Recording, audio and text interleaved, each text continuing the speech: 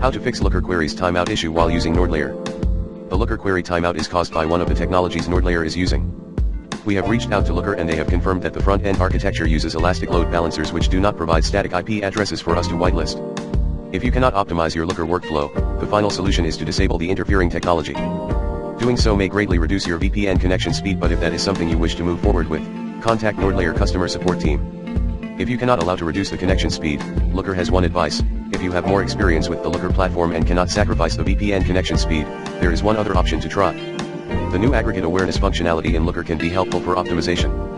It has some limitations and is not supported by all the dialects at the moment, but if you can use it, it is a great option to set up some smaller, more efficient aggregated tables in your explorers, and Looker will automatically use the one that is the most suitable for the query.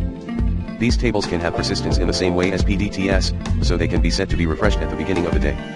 There is also a concept of unioning of fresh data from the database with data from the aggregated table. This time intelligence is happening in Looker automatically as well. Please take a look at this article.